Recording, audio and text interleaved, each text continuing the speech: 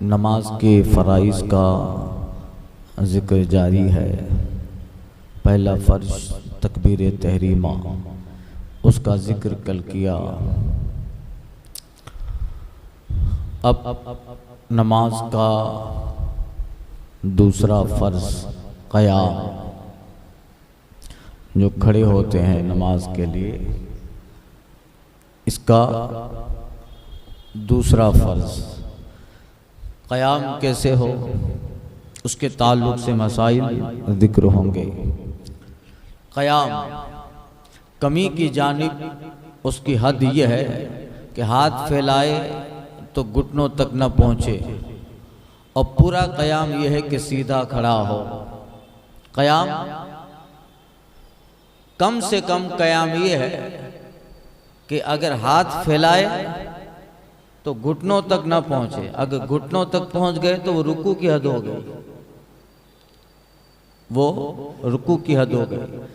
तो कमी की जानिब उसकी हद यह है कि हाथ फैलाए तो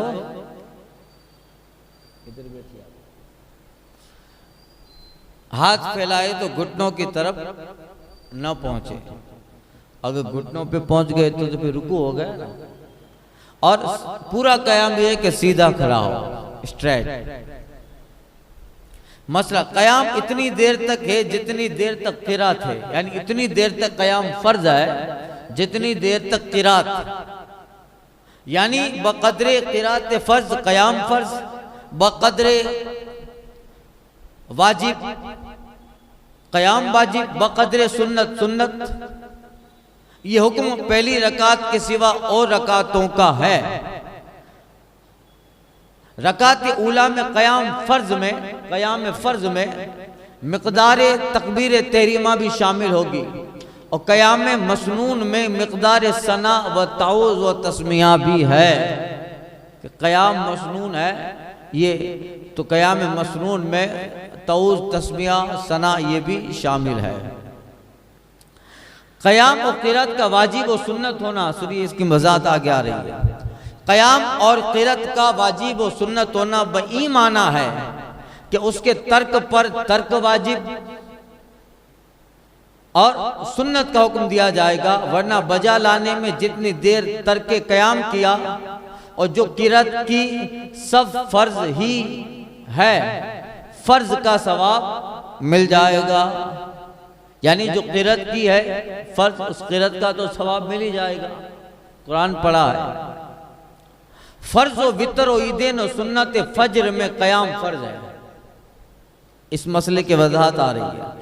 फ़र्ज, वितर, ईदेन, सुन्नत फ़ज्र, इन सब में क़याम फ़र्ज है कि बिला उज़्र सही बैठकर नमाज पढ़ेगा तो न होगी। सुन्नत फजर भी बिला उज़्र, अब उज़्र क्या है सब आगे आ रहा है।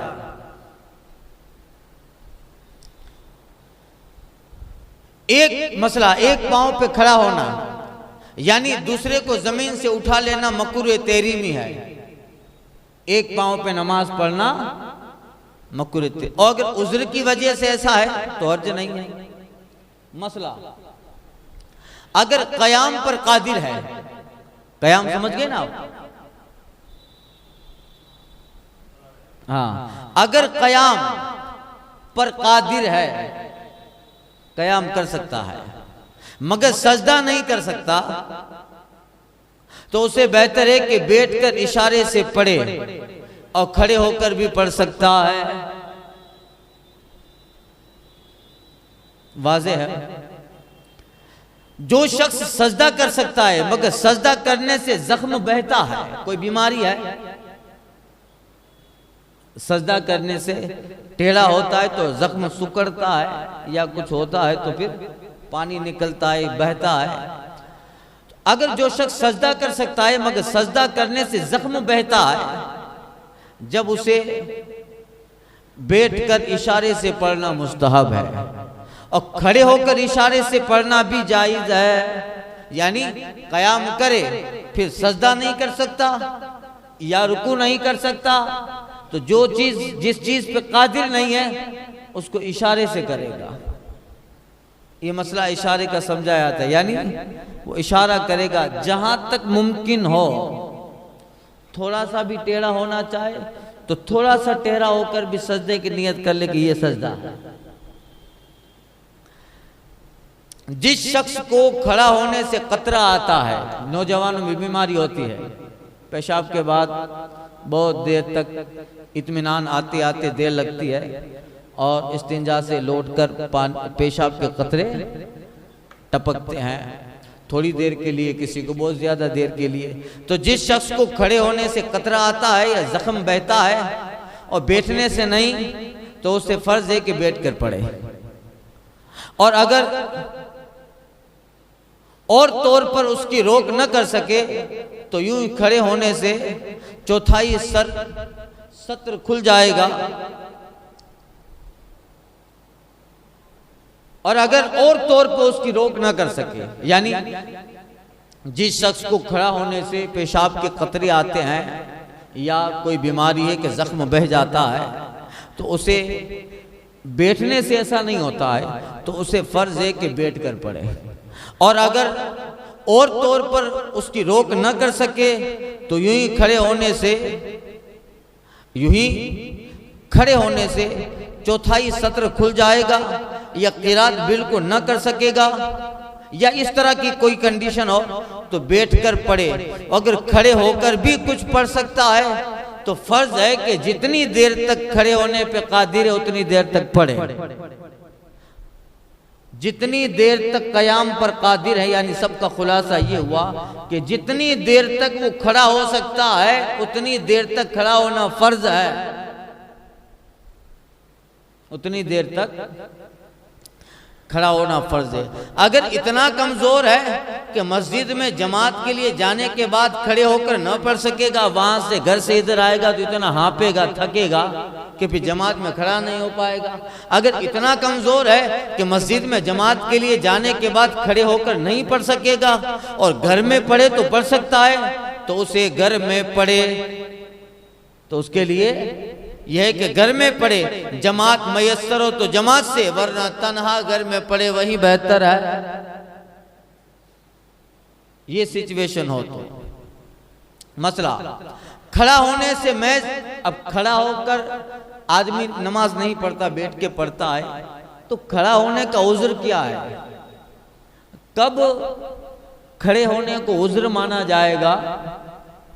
सुनिए, ये मसला सबके लिए है और सबको दिमाग में रखना चाहिए। छोटी छोटी बातों पे कुर्सियों पे बैठ जाते हैं। मसला खड़े होने से महज कुछ तकलीफ होना उज़्र नहीं है। खड़ा होने से महज कुछ तकलीफ होना उज़्र नहीं, बल्कि कयाम उस वक्त से साकित होगा कि खड़ा न हो सके। खड़ा न होना, कयाम जो है उस वक्त साकित होगा जब मुकम्मल तौर पे खड़ा हो ही ना सके, या सजदा ना कर सके, या खड़ा होने या सजदा करने से जख्म बहे, या खड़ा होने में कतरा आता है, या खड़ा होगा तो चौथाई सत्र खुल जाएगा, समझे, या किरात से मजबूर महज हो जाता है।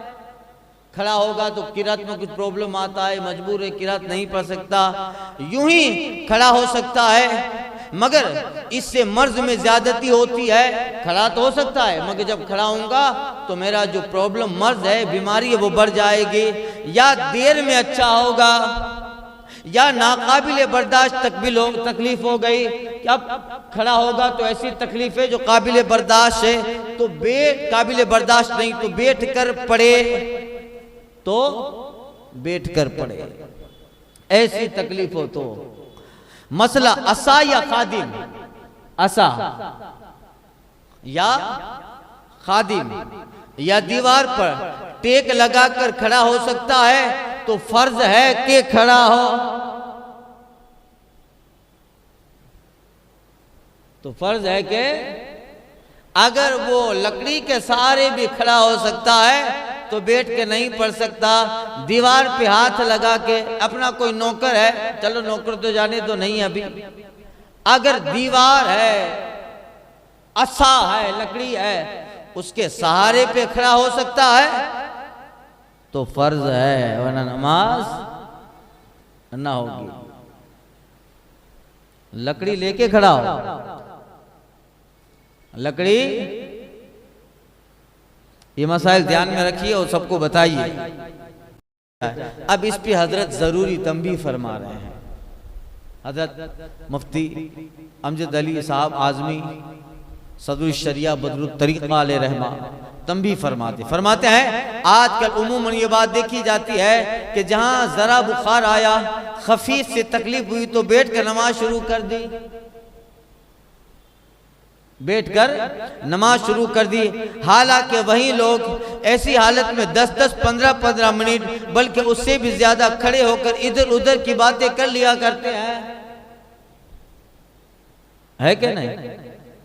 ये है, खड़े होकर इधर उधर की बातें कर लिया करते। उनको चाहिए कि इन मसाइल से मुतनब्बा हों और जितनी नमाजें बावजूद कुदरत के, बावजूद जितनी नमाजें बावजूद कुदरत कयाम खड़े होने की ताकत थी, उसके बावजूद बैठकर पढ़ी हो, उनका लौटाना फर्ज है।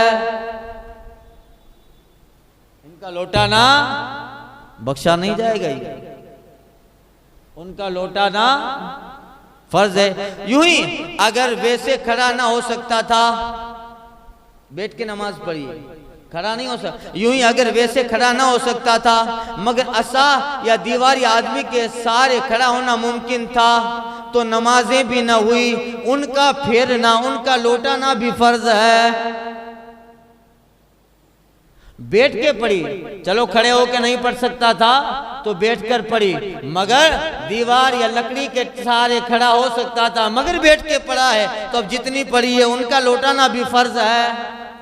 वाजिब नहीं है, वो नमाजें ना हुई, लौटाना फर्ज है। तो कहा, हजरत फरमाते इन मसाइल से लोगों को आगाह करें और जितनी नमाजें बावजूद कुदरत क़याम बैठ कर पढ़ी हों उनका याद फर्ज है। यूं अगर वैसे खड़ा ना हो सकता था मगर असा या दीवार या आदमी के सहारे खड़ा होना मुमकिन था, तो नमाजें ना हुई, उनका फेरना भी फर्ज। अल्लाह ताला तौफीक अता फरमाए। मसला, अगर कश्ती पर सवार है और वो चल रही है तो बैठकर उस पे नमाज पढ़ सकता है। कश्ती पे सवार है और चल रही है तो उस पर बैठकर नमाज पढ़ सकता है। कब? यानी जब चक्कर आने का गुमान गालिब हो और किनारे पर उतर न सकता हो। ये कयाम दूसरा फर्ज। आगे इसका तीसरा फर्ज आ रहा है क़िरात। नमाज में क़िरात होती है, उसके मसाइल इंशाअल्लाह आइंदा के दर्स में